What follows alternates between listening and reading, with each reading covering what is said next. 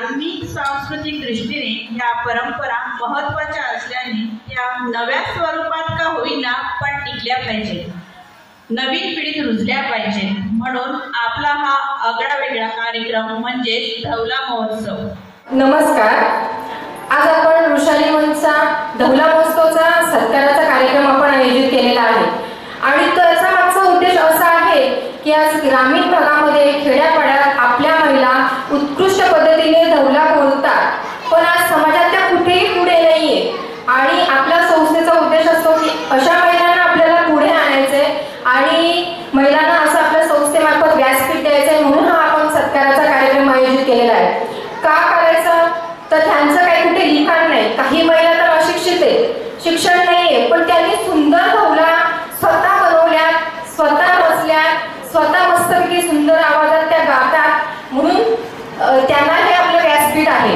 म्हणून आज आपण एक वेगळा सत्काराचा कार्यक्रम ठेवलाय. जसं आजपर्यंत मंगळागौरीच्या खूप व्हिडिओ झाल्या, त्याला महिलांनी प्रतिसाद दिला, म्हणून आम्हीही मोठ्या प्रमाणात मंगळागौरीचे कार्यक्रम मोठ्या प्रमाणात केले. तसेच आजही धवला महोत्सवाच्या महिलांचा सत्कार आपण ठेवलेला आहे. त्याच्यासाठी मला एक सांगायचंय, किती दिवसाचं आयुष्य असतं, आजचे अस्तित्व उद्या नसतं. मग जगावे ते हसून खेळून, कारण या जगात उद्या काय होईल ते कोणालाच माहिती नाही. एकत्र येणे हे सुरुवात आहे, एकमेकांसोबत राहणे ही प्रगती आहे आणि एकमेकांसोबत काम करणे म्हणजे यश आहे. म्हणून आज आम्ही तुम्हाला इथे बोलवलं आहे सत्कारासाठी आणि तुम्ही उपस्थित राहिला म्हणून एकदा पुन्हा धन्यवाद.